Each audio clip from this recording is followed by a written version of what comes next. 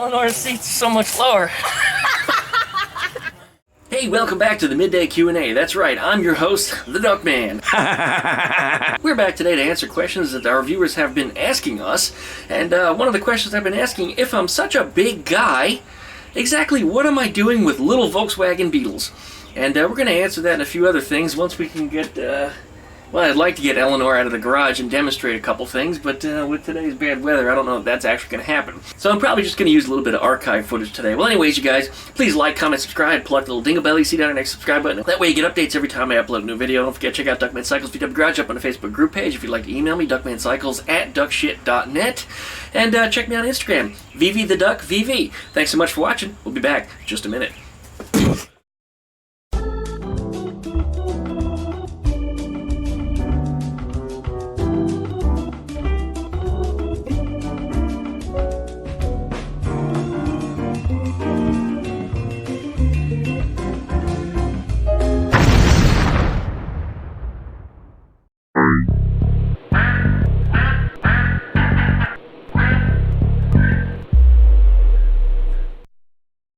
Alright, well, welcome back and thanks for sticking with me. Behind me here, of course, we've got Eleanor, my 1956 Beetle, which I rebuilt just from junk. Volkswagen Beetles are always a dream of mine. I just love the car since I first knew what they were, and I've mentioned this in several videos before.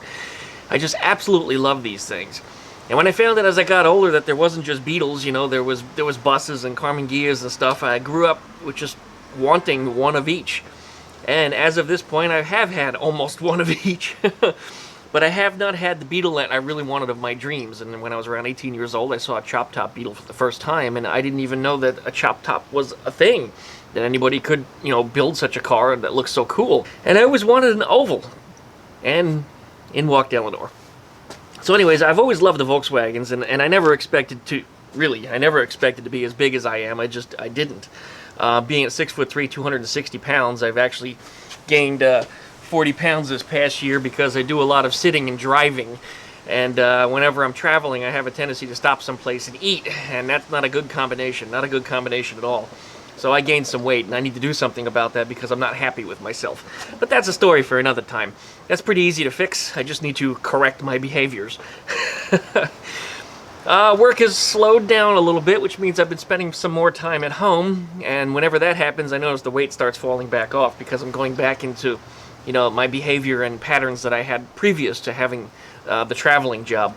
But when I was a kid, I guess I was about 4 or 5 years old, there was an electrician that came to my grandmother's house. And my grandmother has this $1 million house up in New Jersey, and it's just this huge house. And the doorway from the garage into the basement is unusually low. Probably only about 6 feet. Everybody in the family could walk through it. You know, some of the men got a little close to the top, but they never actually hit it. And I was hoping that one day when I went back to my grandmother's house as a full-grown adult, since I hadn't been to her place in years, that I would be able to check out that door frame and see exactly, you know, how low it would have been on me. But when I got there, I found out they had remodeled and put in a standard-sized door, so I couldn't gauge my height with that. But anyway, the electrician came in, and he had the duct to get under that door, and that was big news within the family. Everybody was talking about this tall electrician guy that came to do the wiring. And while I was standing there in the doorway, the next day, my grandmother was talking to me about how big and strong I'm going to be. You know, it's always what you want to tell boys, how big and strong you're going to be when you grow up. And that's what she was telling me, and she said, how big are you going to be? And I pointed to the door, and I said, bigger than that. And that's because I remembered the electrician. And sure enough, as it turned out, I'm bigger than the door, and I mean, I'm bigger than everybody else in the family. And I'll put a photograph of all of us here the last time we had a family reunion. My mother's side of the family, that is. Most of the taller people did come from my mother's side of the family. My dad is actually significantly shorter than I am. And he didn't used to be, but I guess it's just what happens when you get older, so I guess I'll be expecting that to happen to me just the same in about another 30 years. Getting big, I still wanted Volkswagens, but now the problem is, for me to get in a Volkswagen, I had to make some adjustments. And inside of Eleanor here, I put in a set of 350Z seats, the same seats that are in my blue 350Z. I actually got a good deal on those, and I got them to rebuild the Z because the seats started to get some tears in them. And Once I got them home, I discovered this seat, well, I kind of knew that seat tracks were mangled. The guy wanted to mount them in an RX-7 and just butchered the seat tracks on it. I mean, he just made a terrible mess out of those things. So I realized the tracks were a mess. I could have just skinned the seats and put them on the Z, but when this car came along, I knew that those seats fit my body pretty good. I wish they were a little wider in the shoulders and a little wider for the ass, for that matter. When you're a big man, you get a big ass. A lot of people tell me I have no ass, but frankly, I've got a big ass. Can't help it. Just, I'm a big, wide person. It's just, I am what I am. And that's even without working out. When I do work out, you know, I will get close to 300 pounds of just muscle. It's amazing how big that I do get. But anyway, working on a Volkswagen here, I had to make adjustments to make myself fit in it. Those seats, I had them. I decided, let's go ahead and mount these in here because I didn't know what I was going to use. And I have the 73 Beetle, and I pushed the seat as far back as it goes in that, and actually I modified the seat tracks in it just a little bit, so that way they don't limit the amount of motion so much. They actually go back about another inch or two. And that made the car cozy, I guess is the best way to put it. It's not the most comfortable, but I can get in and out of it fairly easily. But the key is I really had to crush the springs in the seat to be able to get into there. And that's not a problem that I have inside of Eleanor once I put those Z seats in there. The Z seats have much more range of motion, which is really nice. They go way forwards, they come way back. And I mounted the seat back, pushing the seats back as far as they go in the tracks, and then bolting the tracks to the floor. And then when I slid the seats forward, they still go way forward. I mean, way further forward than I would ever want anybody to sit. I mean, shit, even if I was a 6-year-old trying to sit in there. Wow, this rain. Okay, the weather's picking up again. I don't know how well you can hear the wind. Hopefully this dead cat that I have on the microphone there is deadening the sound quite a bit. I went ahead and mounted the seats in there, and I discovered getting in and out of the car was every bit as easy as it was getting in the 350Z, despite the roof having been lowered down a lot. I forget how much I took out of the windshield. I mean, it was like 8 or 9 or 10 inches or something out of the windshield alone. And above the doors, around the B-pillars, I think there's a good 3 or 4 or 5 inches. Once again, a lot.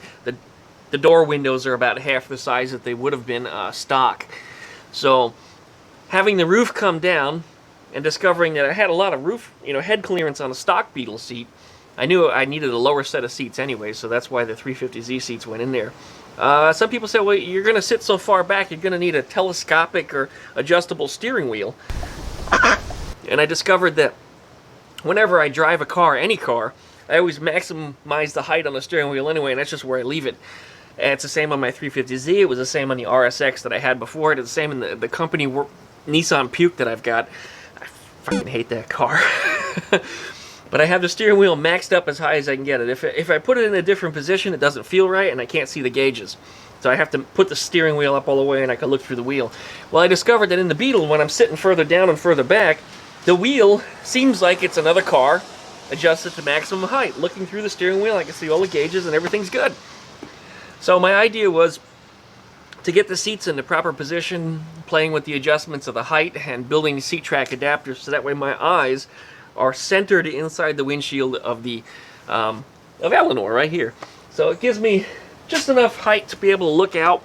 I can see up, I can see down. Of course, if a traffic light is up here, see it's out of frame right now, that's kind of what my perspective is going to be. It's going to be up there, so I'm going to have to kind of get under there or put a prism on the dashboard, or some people suggested, getting cameras or something, but I think it's kind of silly to have a camera just for looking for traffic lights. I think that's kind of excessive, because what would be the purpose of it otherwise while you're moving? You guys have seen me get in and out of this car a bunch of times. Let me show you what it's like to get in and out of a stock Beetle. Carlos let me go ahead and hop in his Beetle. He did some video recording with me, and you guys might get a laugh out of that. So go ahead and have a look. I think you'll enjoy it. We'll be back just a minute. A lot of people have asked, why did I put 350Z seats inside of Eleanor? And we're going to answer that question. You can probably notice right away just how tall I am compared to a Beetle, and this one's stock height.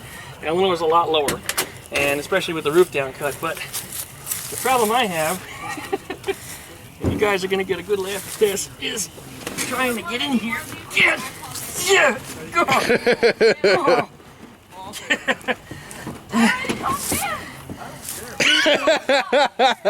Yeah, I feel like I'm sitting in a go-kart. This is why Eleanor's seat's so much lower.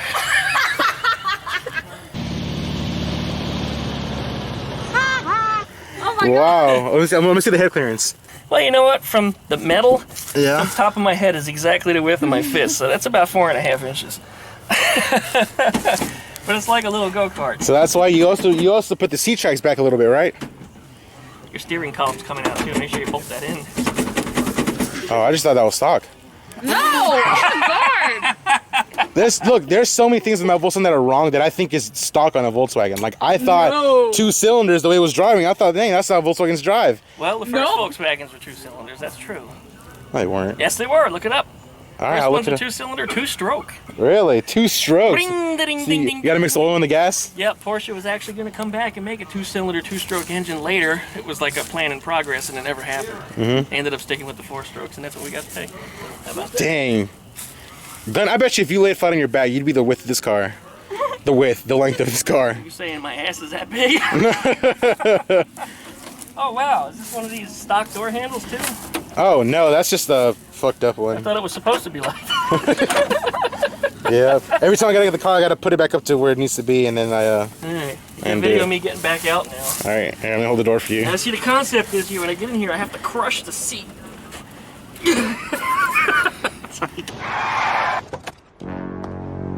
Alright. But as I gain weight too, it's been a little harder to get in and out of these things, but as you see me getting in and out of Eleanor, it's actually a breeze.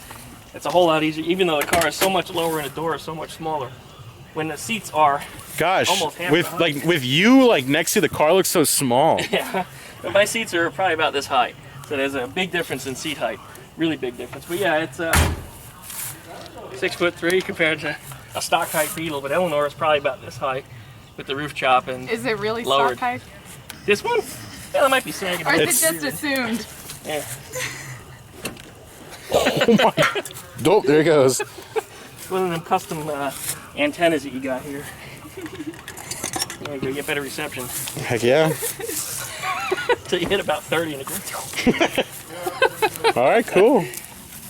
That's a good example. I like it. My car. I think you guys probably enjoyed that one. I know I did. Everybody who was around watching me get in and out of his car thought it was rather funny too. And Carlos is a big dude. Carlos actually outweighs me, and he's probably just under, right about 6 feet tall, right around in that range.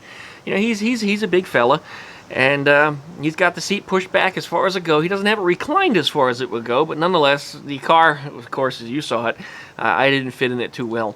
I still fit in a whole lot better than a stock Carmen Ghia, though. My God, that was the worst car that I've ever tried to get in and out of. I mean, I love the car. I thought it was a fantastic car. It was fun to drive.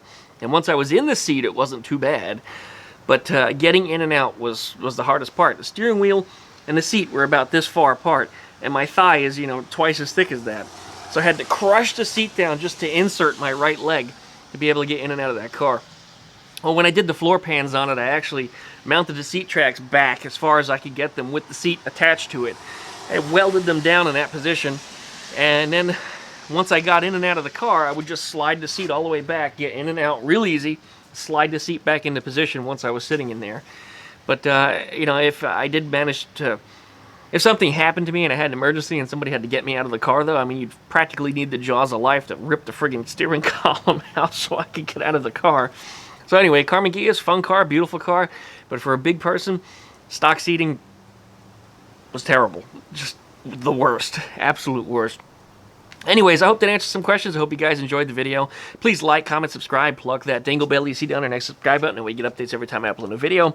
Don't forget, check out Duckman Cycles and VW Garage up on the Facebook group page. If you'd like to email me, duckmancycles@duckshit.net, and check out my Instagram, VV, which is the same as the channel name that you're watching this video on.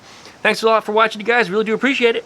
We'll be back later. Hopefully the rain will go away, and it'll be another tech video. See you soon.